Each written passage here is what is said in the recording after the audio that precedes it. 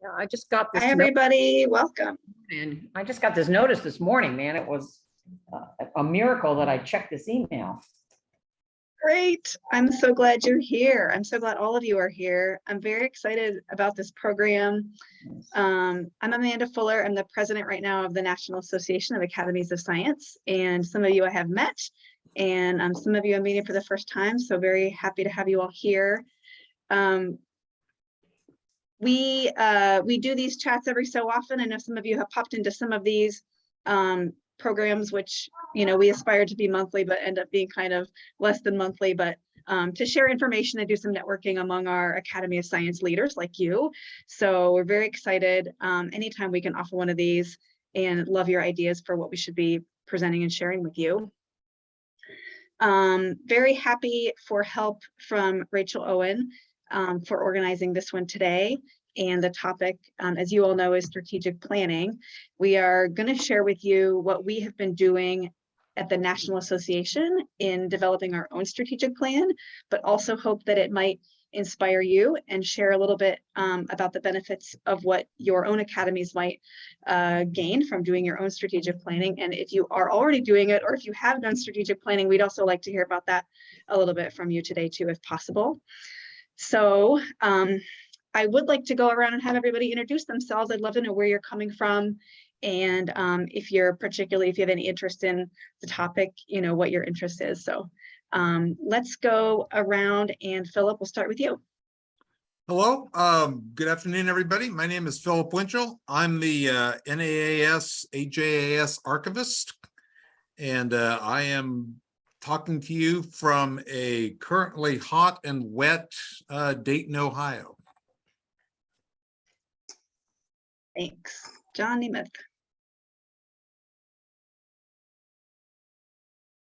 You are muted, sir.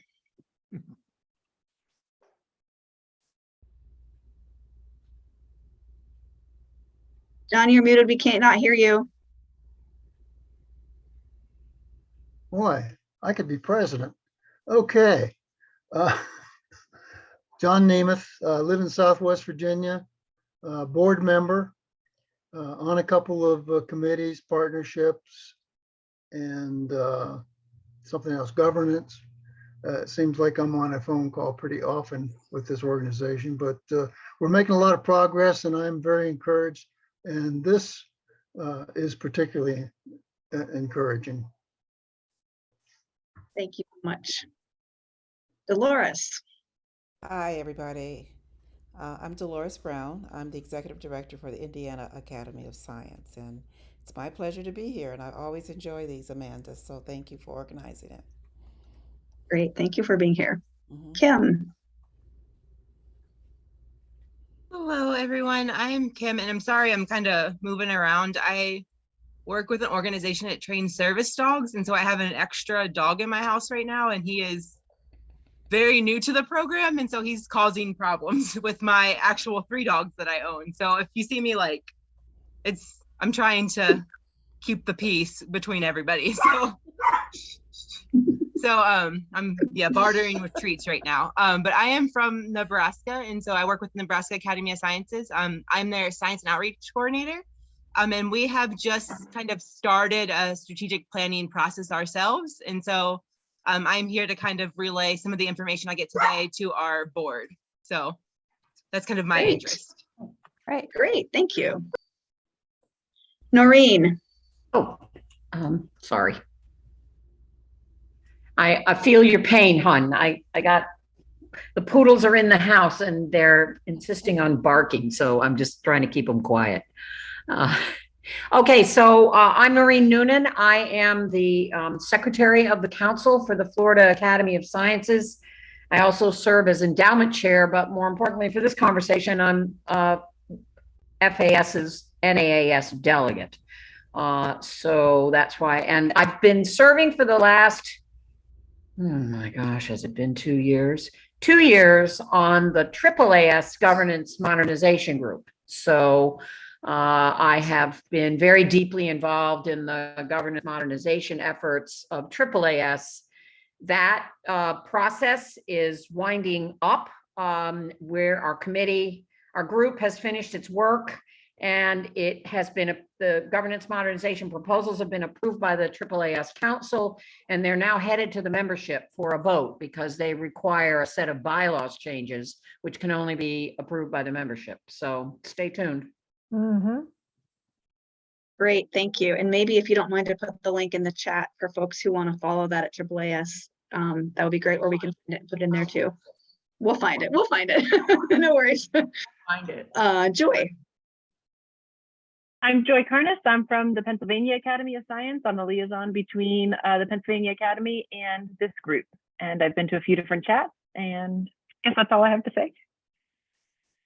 Thank you. Wonderful. Gary.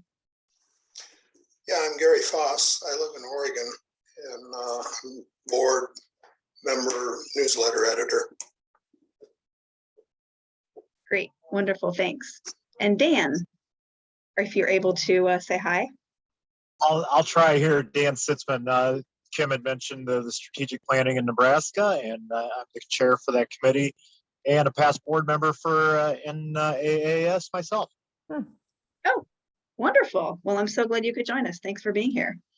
Great. Thanks, Rachel, for posting the AAAS governance modernization link.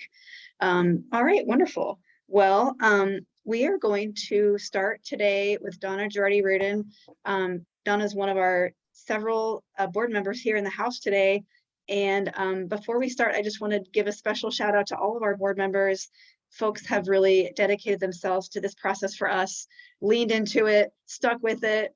And I really appreciate all of your dedication and commitment to the process. So thank you, Donna, for starting us off. Sure. Thank you. And thank you all for being here. I'm Donna Gerardi Riordan.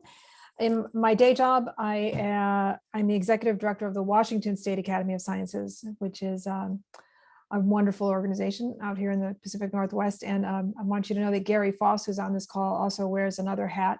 He is incredibly active in the Washington State Science and Technology Fairs and serves on the Washington State Academy of Sciences Education Committee. He's been just a great public servant with us.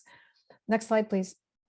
Oh, I also serve on the governance. I'm chair of the governance committee for NNAS. I also serve on the finance committee and the partnership committee, I think. My comments today are coming from the perspective of being in the nonprofit environment for my entire career, too long to count the decades, and also my role as both a board member, a board chair of several organizations, and also my role as executive director. So I kind of come at this strategic planning and governance perspective from wearing many hats over the years. So I just wanted to just describe briefly some of this. I'm sure most of this is very well known to all of you, but I just wanted to let you know where I'm coming from based on different boards I've been on, and the differences between a corporate board, which is responsible and needs to report what it does to a group of shareholders in a company, a public board, which is needs to be accountable to the general public in a community, whether it's a municipality or a county or a state, and certain rules and regulations apply to those kinds of entities, and also nonprofit boards, which this one is. And there are certain roles and responsibilities that go along with that. And in particular, with a nonprofit board, I think it's really important to realize that in general, the primary duties of a nonprofit board are, number one, governance of the organization. And that means laying out and implementing policies that govern the actions of the organization. The second is to review, and sometimes in many circumstances, especially smaller organizations, to draft the budgets and then annual budgets and then approve them, and then ensure that the reporting on the finances of the organization are accurate and compliant with nonprofit finance. And the third is basically oversight of any of the staff, the executive staff of the organization that implements and executes the programs of the organization. So those are really the primary duties of a nonprofit board. Many small boards become operational in the sense that they because of the shortage of resources and a big mission, board members actually end up doing the work of the organization. But in general, the primary duties of a nonprofit board are really these four. Next slide, please. And so along with that, and in terms of an organization knowing what it is and where it's going, it's really critically important for boards to engage in some kind of strategic planning, and which I'm defining here as a structured process for the board to engage in to explore the key factors in an organization. And so these are just some of the questions that are important to examine and to have the board of directors of the organization be on the same page about. So for just simple, basic stuff like, why does an organization exist in the first place? And what are its key goals and priorities? And I won't read all of these, but they may seem on first blush to be, yeah, well, of course. But when you start taking a deeper dive into any one of these questions, the devil is in the details. And the way that an organization organizes itself strategically to answer these questions is really a key part of strategic planning. Next screen, please. And why can this process be hard? It is hard, and it can be hard, especially if there isn't a clear sense of what the mission of the organization is. But it is critically important that it be done. So, and this is my personal perspective, but the reason it's critically important is that, especially in nonprofit organizations, they're largely run by volunteers who are generally very busy, who have a lot of other commitments that they need to deliver on every day.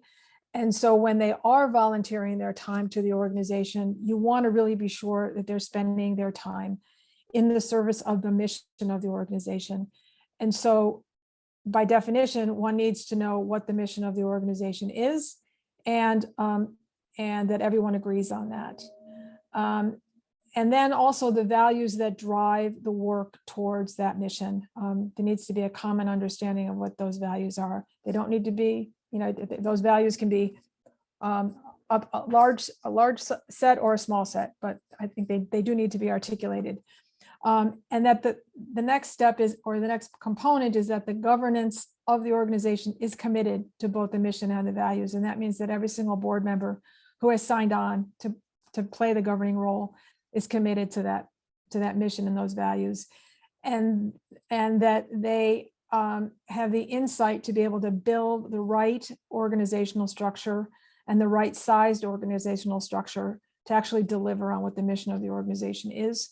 And then in order to do that, you have to have a sustainable business plan. And that's a whole other level of strategic planning, but they're all tied together to make the organization run. Next slide, please. So all that is preamble to kind of tee up how NAAS has gotten to the point where it is with the strategic planning.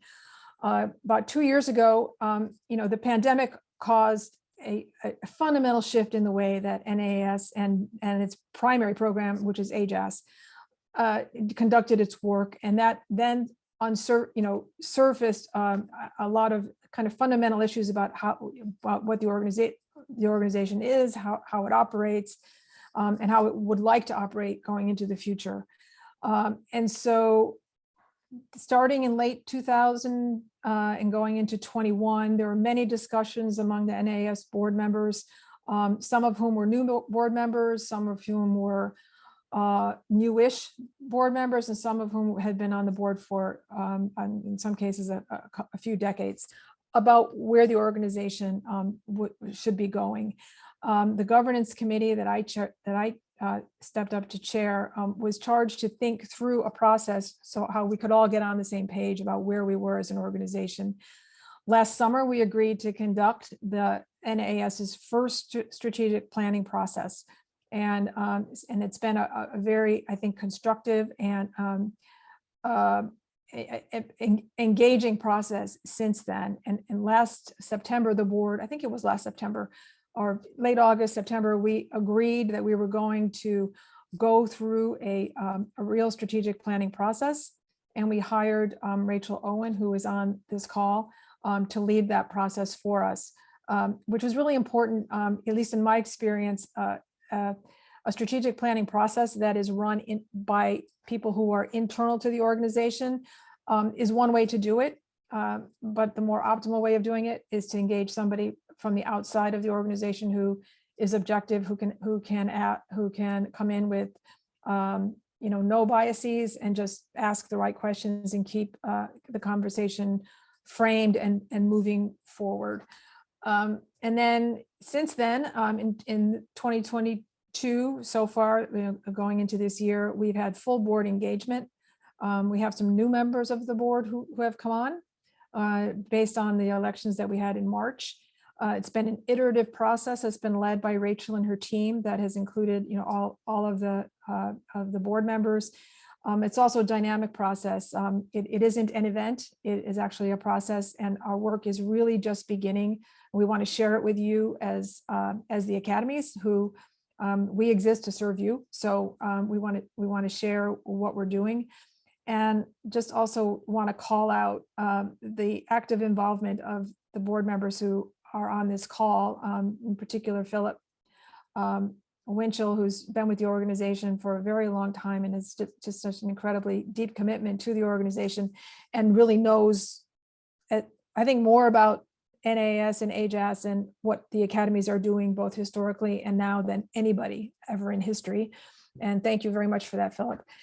And then John Nemeth, who's also been really instrumental in helping us think through organizational structure based on his career-long experience, both as a scientist and as a leading executive in much larger nonprofit organizations. So with that, I think I'll stop, or unless there's another slide, I don't think there is for me. Is that 5? And turn it over to Amanda, the next speaker. And I just wanted to provide some context for you about how we got to where we are in the strategic planning process. Thanks, Donna. I'll talk next about some of the process that we used when conducting the strategic planning. But before I get to that, does anybody have questions for Donna?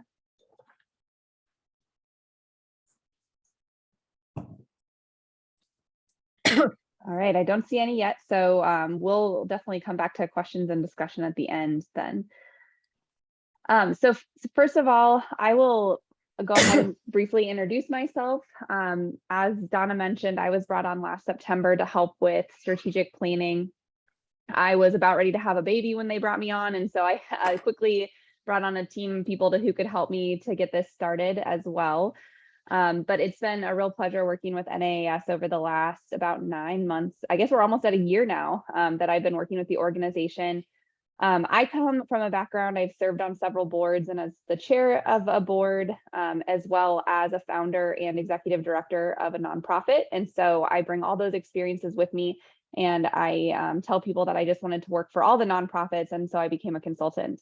So I've ended up niching into a lot of strategic planning and executive management consulting now. You also may see me, I still do some work for NAAS, some administrative support. And so if you see emails from me, I also work with the organization in that capacity right now too, alongside Hallie Thompson, who also some of you have probably heard from.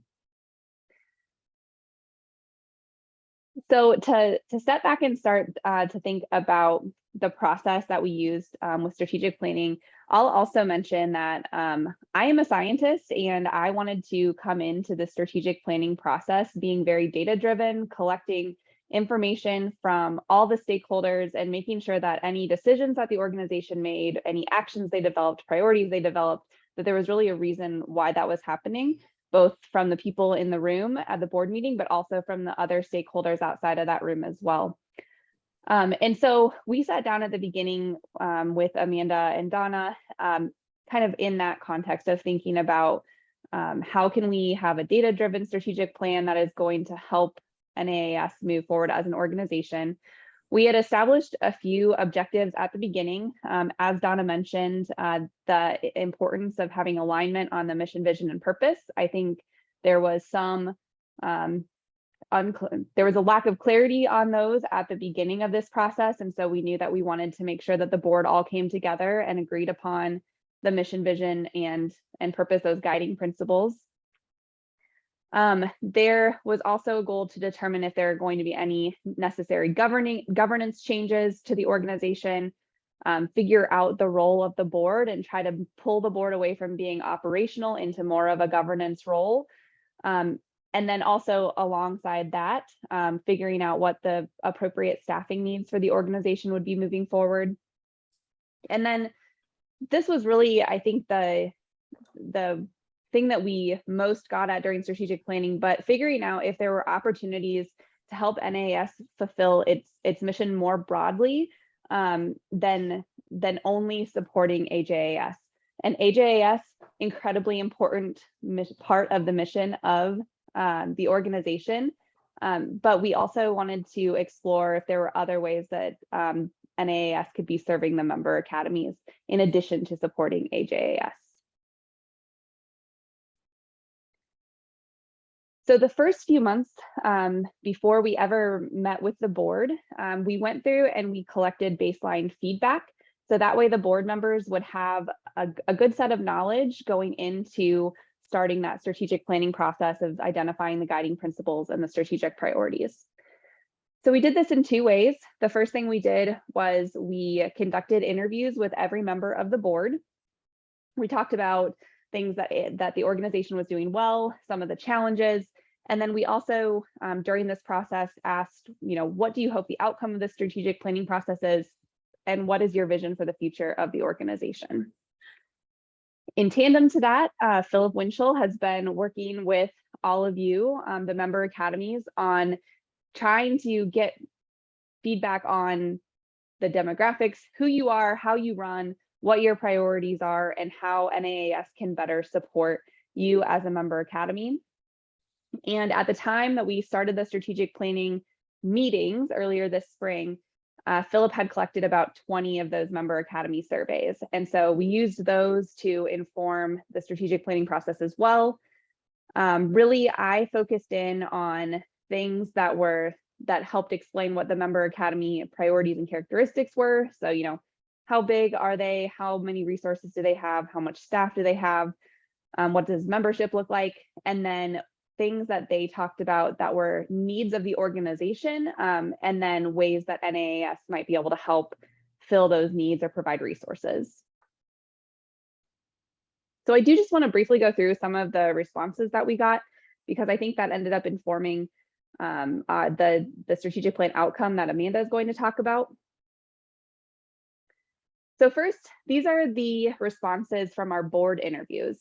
So it was agreed upon across the board, literally across the board, that AJAS was the highlight of the organization. It was something that everyone could get behind and felt like we were doing well.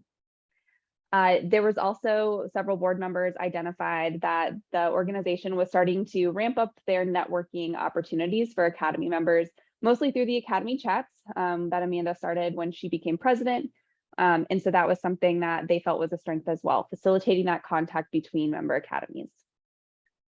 For opportunities for growth, there were several different opportunities identified. The top one was clarifying what NAAS's mission was, who they serve, how they serve them.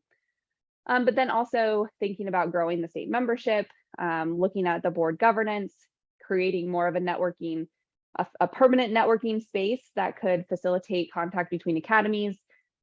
There was fundraising identified, hiring staff, building out an AJAS alumni network, getting the branding and marketing together, and then ensuring long-term continuity of the organization with governance and staff. So we had quite a few of those challenges or opportunities to work on as well based on the board interviews. And then the vision for NAAS, so we asked the board members, where do they see themselves where do they see the organization in 3 to 5 years? AJAS, of course, came up as something that everyone continued to see NAAS working on. And then there was a broad agreement that they thought that the organization should hire an executive director or full-time permanent staff, and then also provide additional resources for state academies. That was really another big highlight of where the board felt the organization should be moving in the future.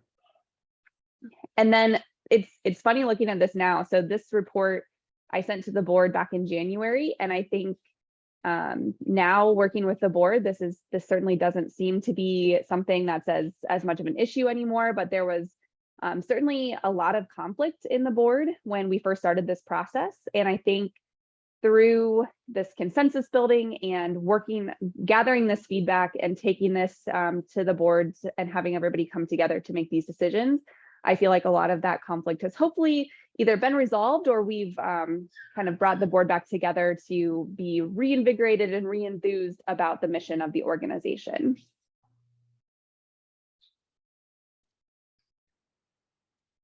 So from the state surveys, I'll just mention a few of the different things that we found with the state surveys.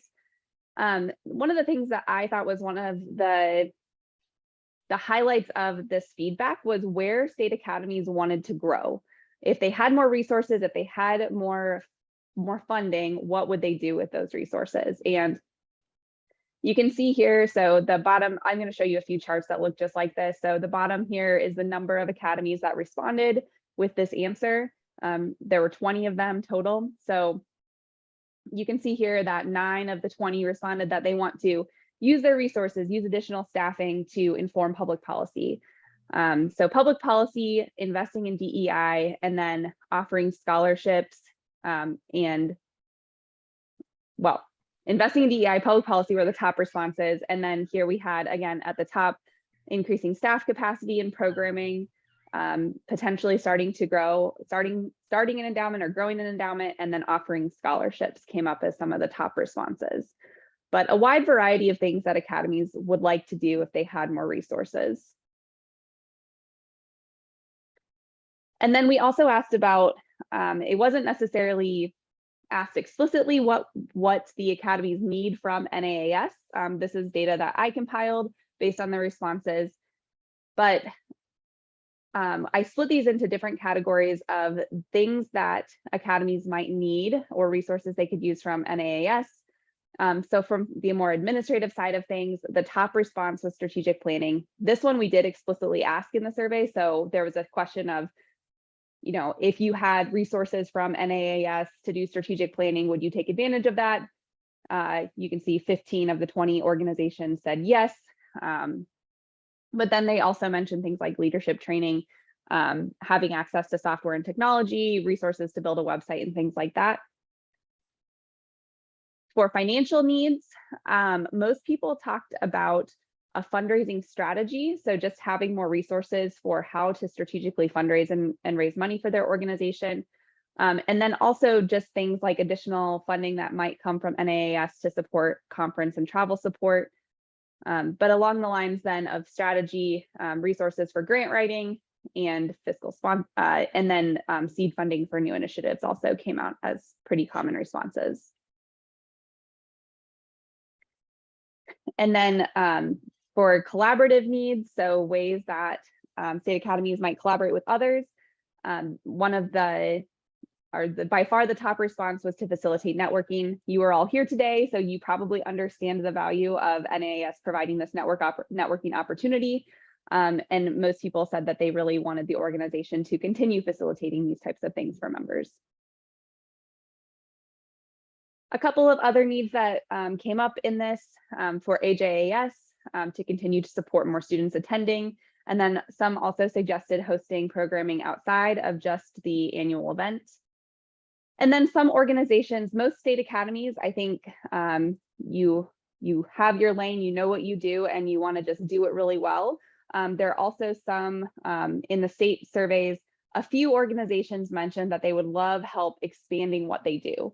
So some mentioned launching a scientific journal in their state, others launching initiatives to advise policymakers as ways that NAAS might be able to provide resources or to provide networking opportunities with other states who do that type of work in order to expand the work that member academies are doing in their own states.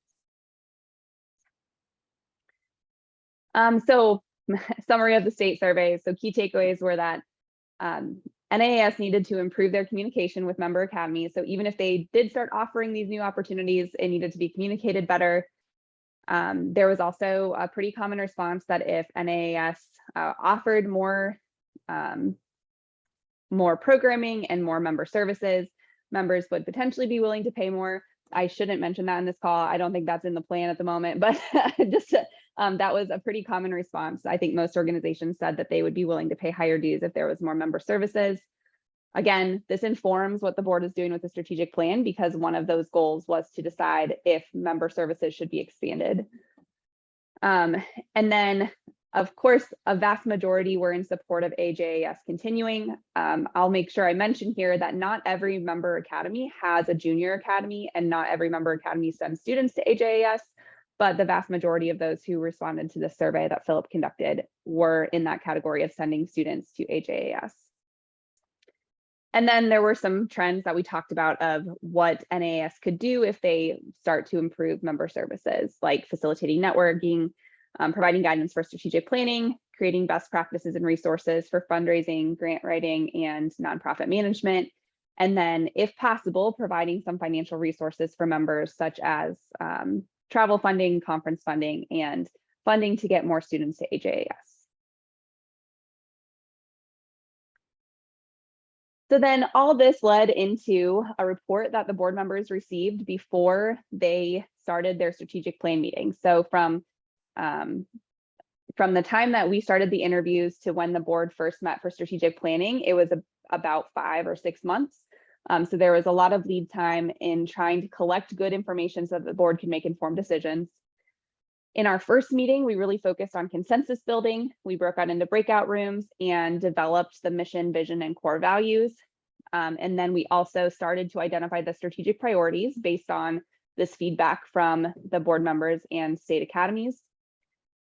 We kind of developed the mission, vision, and priorities over the course of a month. And then the board came back together. They finalized those guiding principles and strategic priorities, and then started to outline the actions that the board would take and what success would look like for these different priorities that they identified. And then now there are working groups that were put together and tasked with moving this forward. The working groups in July are working to identify the actions that were going to be associated with each strategic plan, which Amanda will talk about here in a moment, or strategic priority, sorry. And then they worked on brainstorming the metrics and the timeline for each strategic priority, making sure that they are those SMART goals where they're specific and measurable, achievable, I always forget the R, and time bound. So we want to make sure that we really can measure success with these goals.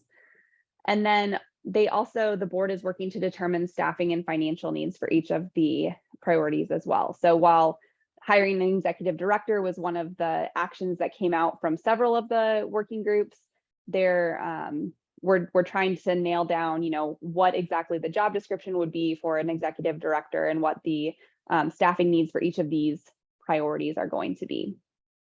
So with that, I will go ahead and stop there. Happy to take any questions now. Also can turn it over to Amanda and take questions at the end, but I see John has his hand up, so I will turn it over to John. Just one thing for those that haven't been involved in this process, and really appreciate your tuning in and hope you spread the word. The one beacon that all of this has had is to know what the academies want to do and to try and help them do that. So I want all of you to understand that that's what this board of directors and those various committees is dedicated to, it is the academies that are the focus here. And so we never lose sight of that, but we want to make sure that part of what these various folks are up to comes through loud and clear. We're not I don't think anyone is looking to be a top-down headquarters kind of heavy organization. We want to do the things that our academies want, and any way we can grease those skids, that's what we want to do. Thanks, John. Any questions before we move forward? I'm sorry, I need to raise my hand here. Hold on. Oh, no worries, Noreen. Go ahead. I got to figure out how to do that. Oh, You don't have to raise your hand. Okay. Tisk, tisk. I'm going to ask the question I posed in the chat, which is like, did any of the responding academies talk about strengthening their junior academies, either, increasing the representation in the junior academies of schools around their states, or sustainable leadership issues, or any of that? I mean, I know they were probably focused on their own internal operations and needs. I get that, but I wonder if any of that came up in the responses that you saw. I guess I'll just say, and I see Philip unmuted, so I'll turn it over to him, but I will say from what I remember reading in the responses, I don't think that there was a strong need suggested to NAAS to help provide resources for strengthening junior academies, if that makes sense. I think I would have pulled it out and noted it if it was something where they said we need resources to do this. I don't remember if they talked about those things as goals for the junior academies more generally. Philip, I'll let you comment. Noreen, let me refine your question a little bit. Was that each of the state academies wanted the NAAS to help with their junior academies, or was that the state academies themselves wanting to expand their own junior academies? Good question. So here, I mean, I guess I should have been more specific. So I guess my question is, did anything, I'll be more general, did anything about strengthening junior academies, either helping the state academies that have junior academies, helping the state academies to do that themselves, like with, and I'm not talking about money resources, I'm talking about idea resources, or persons who could serve as resources to say, how do you strengthen a junior academy? How do you get more participation? How do you ensure sustainable leadership? What happens in a leadership transition of a junior academy? How do you kind of make that transition smooth?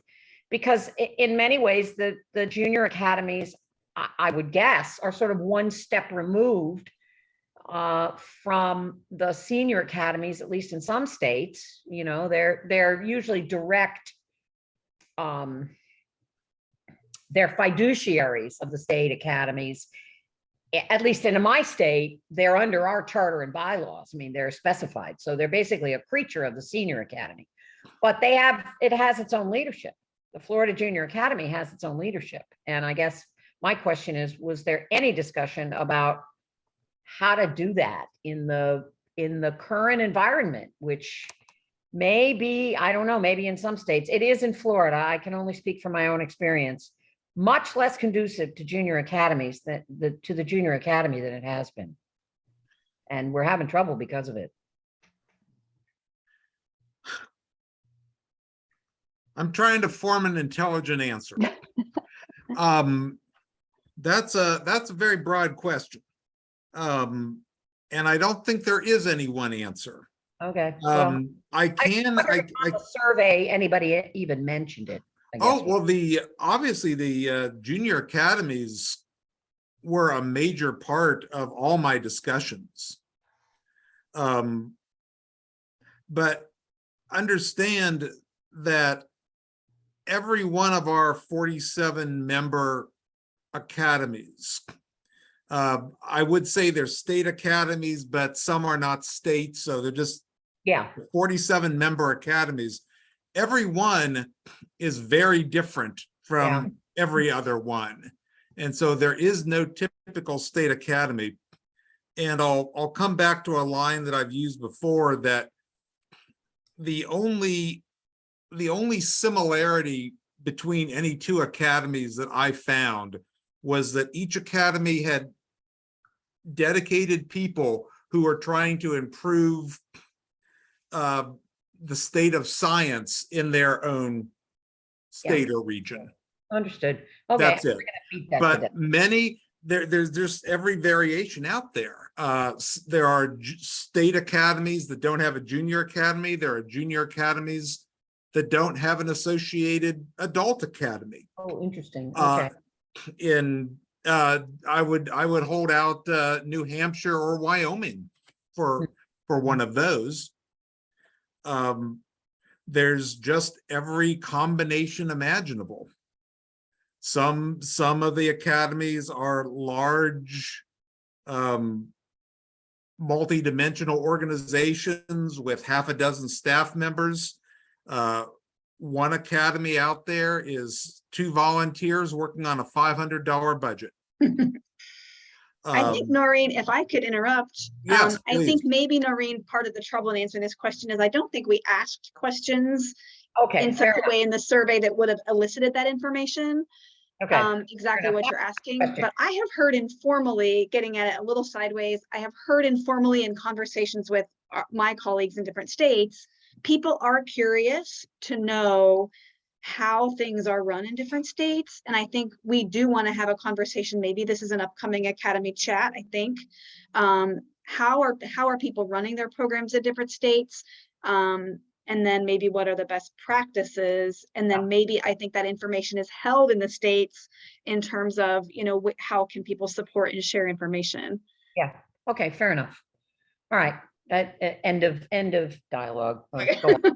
It's an Go important point, though. It's an important point, and you're not the first person, I think, to raise the question and, you know, different angles of that. No, Noreen, I just don't believe that there's any simple answer to that, because each of the 47 academies is so radically different from each of the others. Yeah. And I mean, for example, we would be in Florida, we have a very well-regarded, long-standing, like decades old scientific journal that's well received, well regarded. We get lots of hits on JSTOR. We have, you know, I mean, it's been published for a long time. It's peer reviewed, blah, blah, blah. I mean, if another academy wanted to start a journal, we could provide a webinar on how to do that. Right. Yeah. And I think actually, like, maybe put some of what I'm going to present will get us a little bit toward explaining how we would like to do that too. Yeah. Oh, Noreen, one last thing. When I was doing all those interviews, a single term kept coming up over and over again, and that term was toolkit. So yeah, that's in my presentation a little bit. Okay, If y'all want to okay. continue the discussion, I do want time at the end, but I think you're getting at some of the things that I'm. Yeah, thank you, Amanda. share. I'll That's I'll okay. turn that back over to you. But that term toolkit for the individual academies kept coming up over and over again. Okay, fair enough. Don't steal her thunder. Yeah, I have the fun part actually. So I want to share what we made of all of this. All the great data that we got, as Rachel mentioned, really did inform this process very much for us, and you all are describing some of that too. So go ahead, Rachel. The overall mission and vision are here. This is on our website now too, so you can find this at academiesofscience.org. Improve communication, foster collaborations, develop resources. These are all the things that you all are saying that have come up over and over again. So we have heard that loud and clear. And I won't read the whole vision for you, but there is a lot in there about how to help our member academies. And there Rachel's highlighting, there's a whole page now on our website about the strategic plan where you can download the report. It's not long and tedious. It's very nicely put together and brief. But there's a summary of the strategic plan and you can find that and refer to it. And I think, Amanda, I apologize. I think I might have mixed up your slides here, but the so the new mission and vision that were developed are here. Yeah, I think that I might have copied it over incorrectly. So you can see the updated guided principles on this website or on this page on the website. I'll share it in the chat. Awesome. Okay. Great. And so the core values that Rachel mentioned that we really came to some good consensus about during that process. Engagement, we recognized how much dedication there is. Academies, among volunteers, among a lot of people who have made things work successfully over the years. So we want to hold that as a value. Professional development is something that we really see a huge opportunity for and something that people think, could be a real niche for us. So we want to see that not just in maybe the junior academy sense of, cultivating young scientists, but also recognizing that we are a huge network of scientists across the country at all places in our careers, and that there's a lot of opportunity for us to leverage those relationships and do more professional development for our members. Empowerment, really lifting up, as you all have mentioned, the things that people are doing that are well, that people are doing well, and sharing those, because we do think, our success is in all of you, and we want to lift that up. And then dedication, again, just recognizing how much people invest in the organization, and that really our strength is in our membership.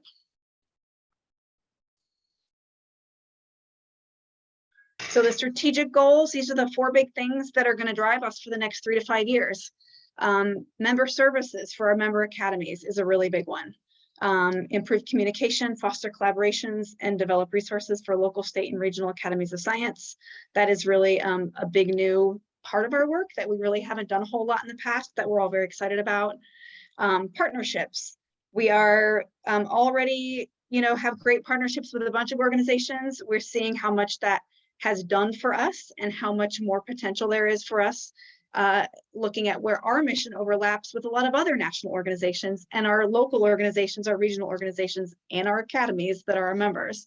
So we really recognize those partnerships are key for us to get the work done that we need to do.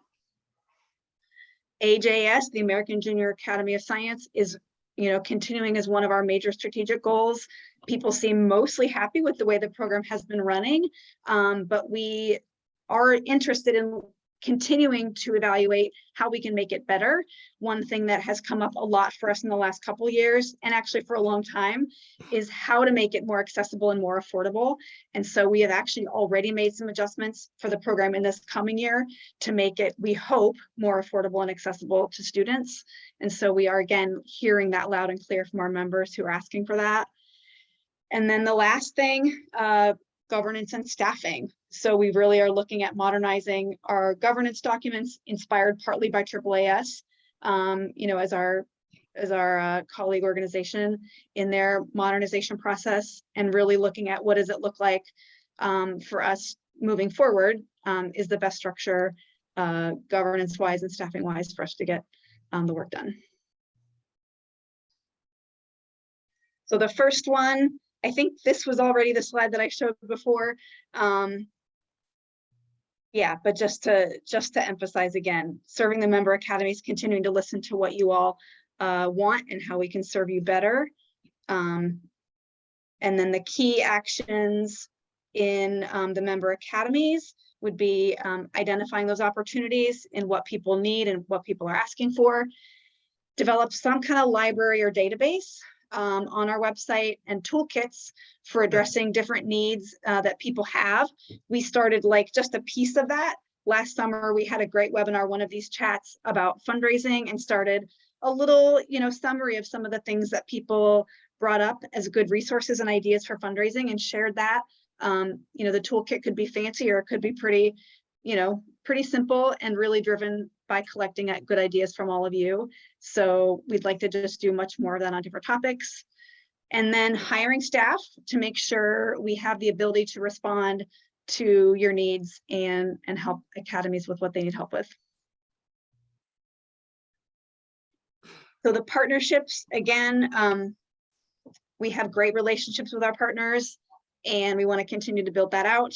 So we're already, thinking a lot about our existing relationships with AAAS, Sigma Xi, and the Science and Technology Policy Fellowship community. Those are three that we already identified as being important that we put in the vision of success there, but not to limit that to any number of organizations. We know there's lots out there and are looking for ideas from all of you about who's doing good work, who's doing overlapping work. And you all know about things that we don't know about even on our own board. So we're excited to build partnerships and let more people know about what we do and occupy a niche in relationship with lots of other scientific organizations.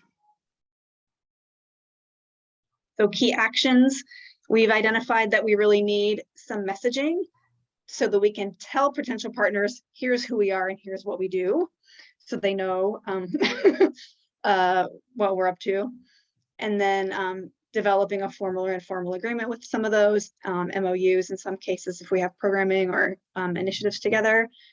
And then staying in touch through regular meetings. Some of these, like the Science and Technology Policy Fellowship group, they have a regular meeting. And there's usually somebody from our group who's in there representing the NAAS. So some of those are groups that we can also have regular meetings and stay in touch with them that way. The Junior Academy, we are committed to continue the legacy and expanding accessibility to more students. So I'm glad Rachel mentioned alongside of this, we are cognizant that not every state, not every Academy of Science actually has a Junior Academy program. And so we are wanting to make sure that we have something for them as well. But so many of them do and value the program. And we're excited about continuing this and continuing to find ways to improve it. So some of the key actions, fundraising and affordability are really top priorities for us, and making sure we have dedicated staffing to run the program because it is quite a bit of work to put it on. And we've also, Rachel's actually already moved us forward on this fourth point. We have a very powerful network of fellows all across the country, and now we are a couple steps closer to being able to stay connected to them. We've now gotten them into our database.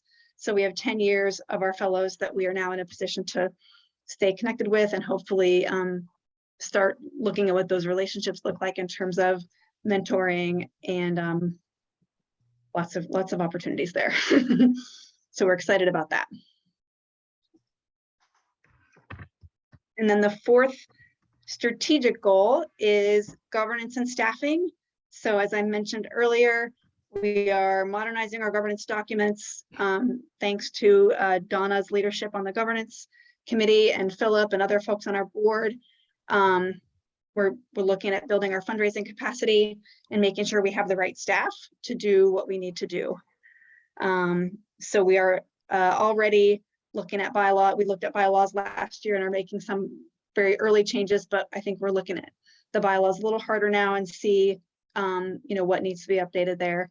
And we'll be coming back to you all at the delegates meeting, probably with some new updates on the bylaws, proposals as well. So again, that hiring the executive director was a very high priority for us. We're eager to get that job description written and hope to have somebody by the end of the year. And we are putting together a task force to work on that hiring process. And we want to make sure that the member academies are also continue to be the very basis of our structure, of our organizational structure. So making sure our academies always have a voice and are always driving the work that we do. And I think the last slide is just a little bit about the timeline. So we're sharing the plan with all of our academies.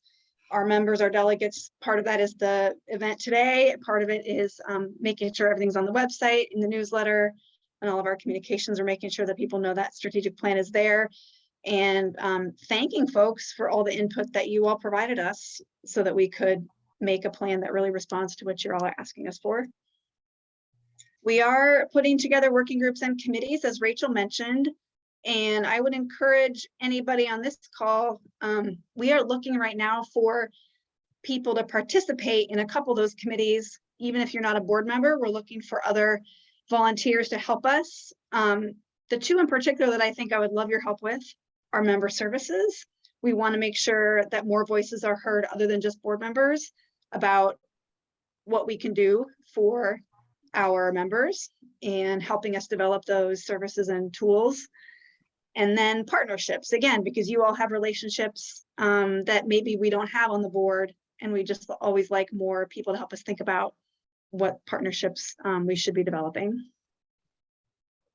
We are hoping to look back, check in on the strategic plan at our board meetings, and then at the annual Assembly of Delegates, anticipate having updates for all of our members about how are we doing, a little performance review on which tasks are we moving forward on and how are we doing on progress. And around 2025, we'll start looking at this again and think about whether it's time to update it. Conventional wisdom is 3 to 5 years being the lifetime of a strategic plan. So we'll start thinking about it again in 3 to 5 years and see where we are.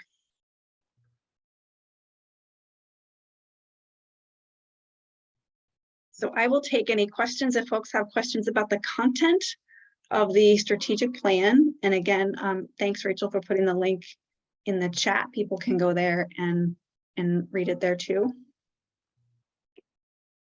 So I know that Maria has asked several questions in the chat, Amanda, that you may want to address, and I can read them for you. I know that Joy and Maria were also having a brief conversation, and then John had his hand raised. So maybe we'll start with Okay. Maria. Maria, All if right. you have questions you want specifically to ask here, and then we'll go from there.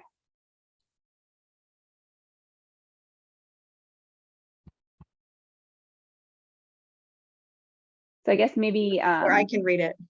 Okay, yeah, so one of the questions is there a way that we can share contact information from other state academies to encourage collaboration? Yeah, that is a great question. That's so fundamental to us being able to talk to each other and learn from each other, right? We have a function on our website, and if somebody wants to go there, you could test it right now and make sure that I'm not lying about this. There's a directory on our website where you should be able to generate contact information for any of the academies of science that are in our database. Some of these are dues paying members who are, official, like paid up affiliates, but we haven't limited just to those people. So even if you haven't paid dues in 10 years, like we still want people to know about you. And so we still have everybody in that directory. And I thought it was under about member academies or affiliated academies. Yeah. Got it.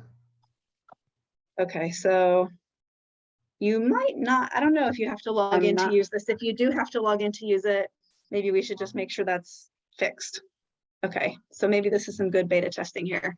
But Rachel is demonstrating this right here. If y'all can see this, you can search by state or region, or you could search by function or program. This was something that I really wanted on here because, for example, Noreen's point about the journal, if you wanted to find out how many academies are currently publishing a journal, we think we have that information. We've collected it when we established our database. And so, for example, if you wanted to see who's running a junior academy program or who's running a journal, that information is in there, and you might find that helpful in networking with your colleagues.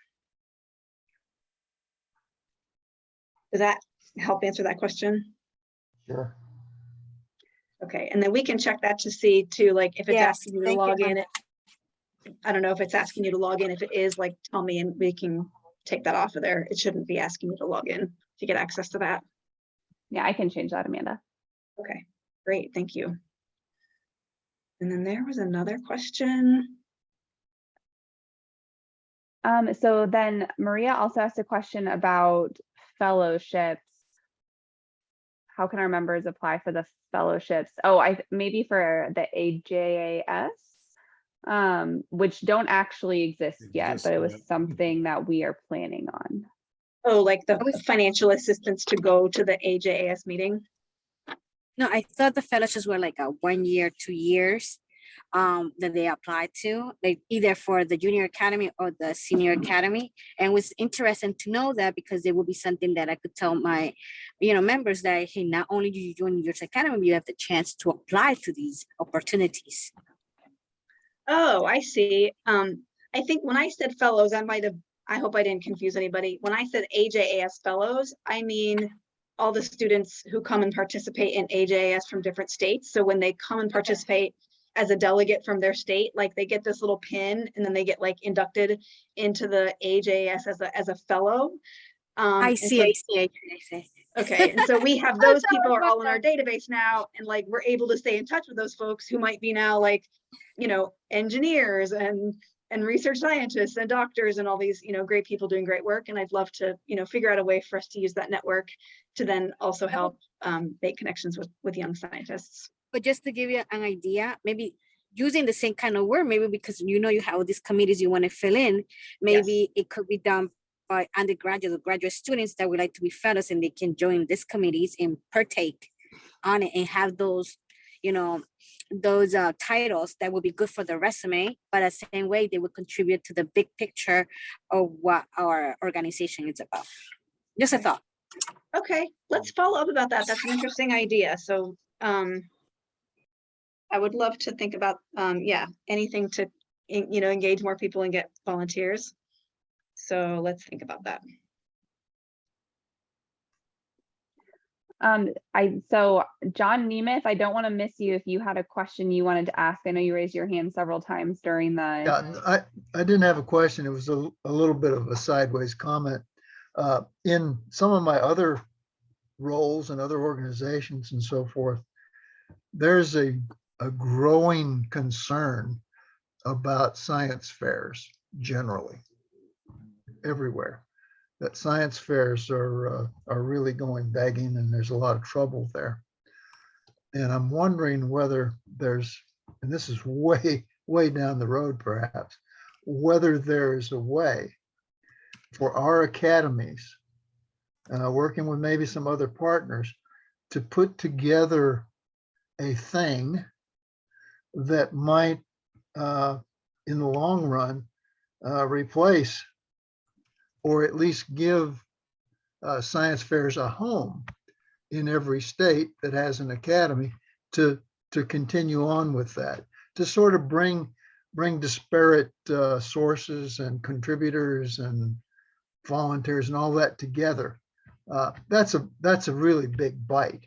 But as we think about what we can do to help our junior academies, of course, at the NAAS level and at the state level, that maybe we can help the state fair, the science fair idea survive in some states. And just a thought is, it's not something that that we can do next week, but nothing to keep it in mind, I think is worthwhile.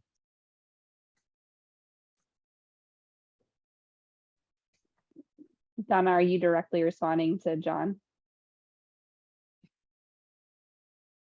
You're muted right now. I am responding directly to John. I'd like to say that, yes, that's a really big issue. Gary Foss, who's on this call, and I have been talking about that, in recognition that, for decades, the science fairs in the States have really been run by volunteer efforts by, incredible people who are now retired. And those slots are not being filled, and for lots of reasons. And so I think this is a really, really important issue, not to be put off for too long. Thanks. Phil, are you responding to Dolores's question? Yes, I am, Dolores. Great. Hello. let me lower my hand. There we go. I feel, Um, listen, I do know that you received only 20 responses, so I know that you're still working on this. Oh, So, it's gone dormant, but I do expect to get back to those. yeah, The raw responses are not online anywhere. They were given directly to Rachel, and then Rachel did this huge amalgamation job. In the future, I have a vision of trying to coordinate all that into basically a book. okay. And there is some precedent for that. Back in the 1950s, there was a report that went out called the Hopperton Report, which took a look at the makeup of each individual academy. And like I said, that was back in the 1950s, when that, maybe the 1960s, but a long time ago. And I've had in the back of my mind trying to kind of redo a modern Hopperton report. But I'd like to see that. Is that There's a accessible? link to that on our website, so let me put a link there so Ah. folks can find it if you're interested. oh yeah, Actually, there's also a report that Rachel put together that is just the report from the state academies. And I think that we probably could share. It doesn't have like Okay. specific, attributed information in it. And I think that would be perfectly appropriate to share out if you yes, haven't but seen that. that my raw results, ma'am, which you also contributed to, thank you, are not anywhere online, and Okay. probably for general privacy probably should not be. Yeah, but I am very much interested in the challenges that the other academies are dealing with. I think I mentioned to you, Amanda, and to some of our other colleagues a couple months ago, that one of my major challenges is engaging the industry scientists. And I'm really trying to work hard to do that. We have a membership committee that's focused on that right now. So I'm just curious as to whether other academies are dealing with that challenge as well, and perhaps we could exchange some notes along the way here. But industry scientists are very important to the state of Indiana, and we just can't seem to get them as engaged as we'd like to. So It's a huge challenge for us too. I'm interested in that. Oh, it is in Kentucky too, huh? Huge. Yeah. Yeah. We could talk for an hour just about that sometimes. But yeah, that would be great actually to have Yeah. some tricks from other folks. Yeah, for sure. Mhm. Okay, well, thanks, Phil. I appreciate it. Okay. And Noreen's got And her a third hand up. and a third from New Jersey. Okay. Noreen's got her hand up. Yeah, Noreen, if you want to go ahead. Yeah, so thank you. A couple of things. One is I want to reiterate what I put in the chat, which is I think it's very important. And I think good strategic plans have specific deliverables, measurable things. And I want to encourage you to think about a really simple dashboard with red, yellow, green. I mean, it's really pretty straightforward. If you look at strategic plans of corporations or universities, they often adopt that kind of a dashboard so that their board of trustees or board of directors can instantly see on a kind of quarterly or however, with some periodicity, how the organization is doing against the plan. And I think that will be key, because if you can't measure your progress against a strategic plan, the strategic plan it's not complete. So that's thing one. That is a terrific idea. And Rachel and I are promising to work on a value proposition. Yeah. I'm the one that's fallen down on the promise, but nonetheless, that to me is part of that value proposition, is to actually show what you're doing on a real-time basis. Organizations that develop strategic plans have a lot of high-level language about, the goals and the strategies, but the things that really matter are the things that you can actually measure. And that's what I'm talking about, is that when it comes down to it, you need You to bet. be able to tell stakeholders, you know, we're green in membership, we're yellow in fundraising, we're, you know, red in, you know, alumni, I don't know, whatever it is. So that I think that's important, and we need more emphasis on that. So secondly, I really want to have an opportunity, I guess, or encourage the board to think about ways in which the AJAS alumni can be engaged, you know, however far back it goes. But my initial reaction would be, if you don't engage your AJAS alumni, you're really missing an opportunity to develop the next generation of leaders for NAAS and for the state academies. I think we probably, my state academy does not do a good job of this. So I'm just saying, I think we could do better. And I think keeping the young people who had such a great experience, right? They went to AJAS, they had all this great experience, and we don't tap into that over the course of time when they go off to college or they go off to graduate school, or, hey, as somebody was just saying, they go work in industry. And that's your next, you know, generation of industrial R&D leaders who say, I had a great experience at the Indiana Academy of Sciences meeting and on the AJAS meeting. I really want to participate in your organization. So I think it would be a good idea to spend a little bit of time thinking about how that alumni activity, and I'm not even going to call it a group, but activity, could be strengthened. Donna. And I think So Amanda, following you were up working on, on a LinkedIn page. That's a great idea. I don't know how many of our AJAS alumni are on LinkedIn. I think it would be a good idea to reach out. But personally, I'd be going to Snapchat or, you know, TikTok and make it a TikTok video. Just saying. so following up on Noreen's comment, we have one of those AJAS alums on our board in the name of Philip Winchell. So you're absolutely right about them being committed to the experience they had and want to replicate it. I wonder though, if the states themselves, at least the ones who do, keep their own list of their state fellows, Good question. could share them with NAAS. I mean, that would be at least the first cut. Good question. Yeah. That, you know, roll it into us so that the national organization, so we could start compiling the list anyway. Yeah. That's a good question. We have 10 years of participants in our database now. Thank you, Rachel. So further back than that, definitely too, but I'm pretty excited that we have like 1,000 great. people. Yeah, it's pretty exciting. That's great. I mean, some of the email addresses are obviously not current, so, but it gives us at least something. And I agree with you, Noreen, that network is so important.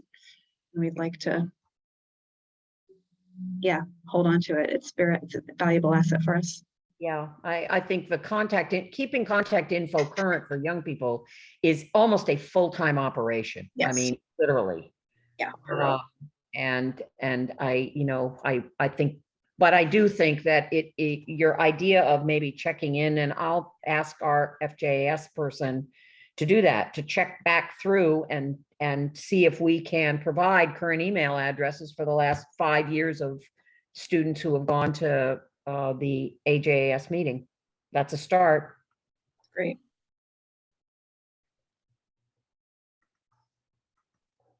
I just a comment I can tell you, I encourage us to do all of that.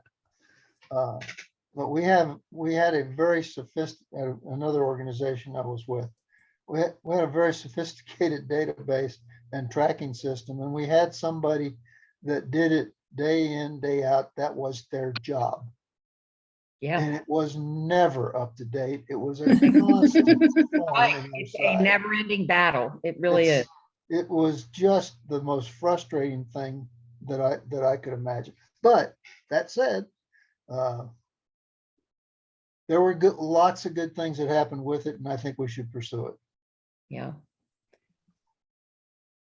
I will say there were far less bounces in that email list than what I thought there were going to be. I think of 1,500 we uploaded, about 100 didn't work, but That's amazing.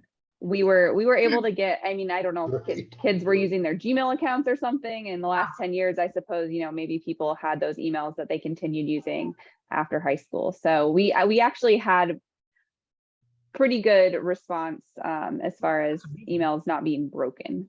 Now, up-to-date contact information, not sure we have that, but we do have working email addresses for a Well, lot if you of have working emails, that's good enough, frankly. I mean, that's pretty much what you need. You need some way of getting a constant contact, kind of environment, right? Where you can reach out to them. Yeah.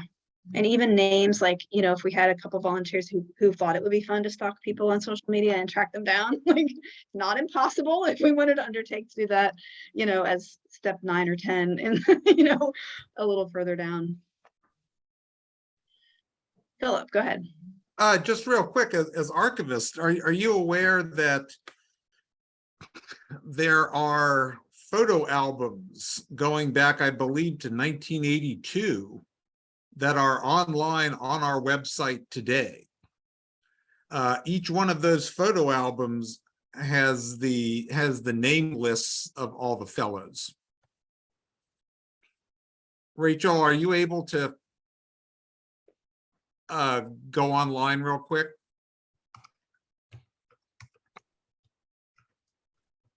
Maybe we could get into facial recognition. Yeah, there technology. we go. Well, no, it's not conference photos. Go back up again. I'm sorry. Where's my sponsors, newsletters? Favorite. They're on here somewhere. Go back to archives.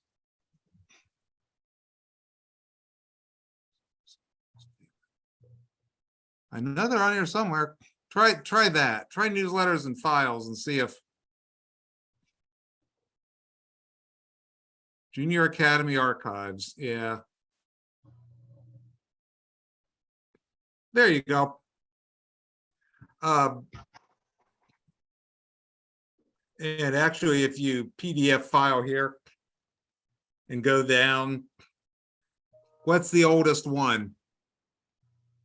1983. If you click on one of those,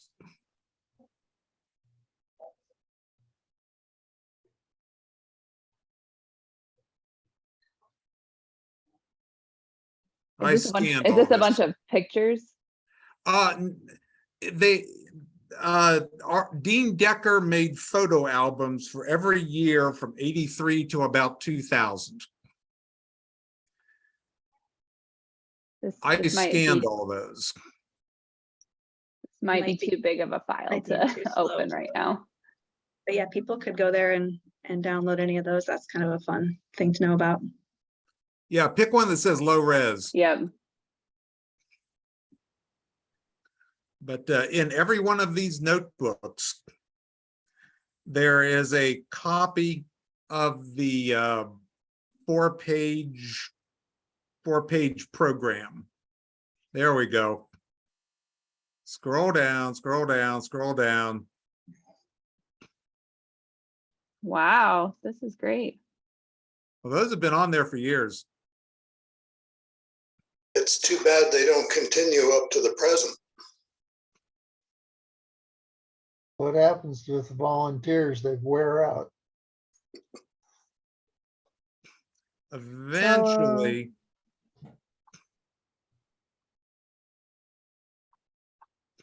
Then it moves into the digital era at some point. These are great. This is great.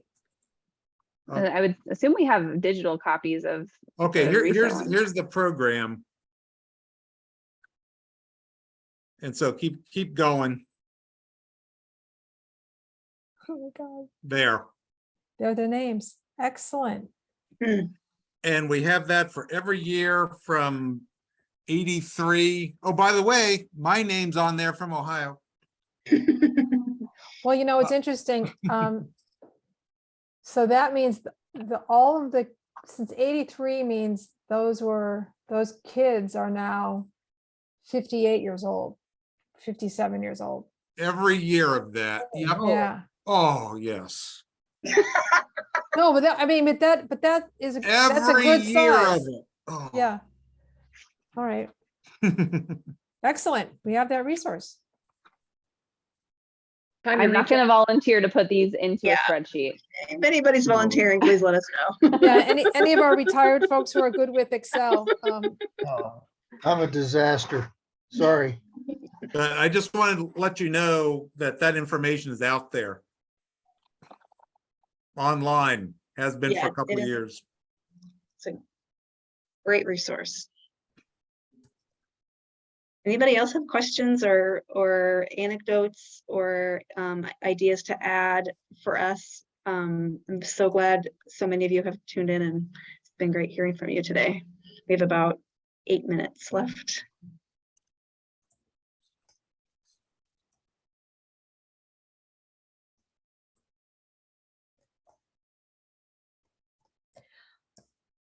I would Okay, just like to say, please come to future Academy chats and bring your colleagues with you.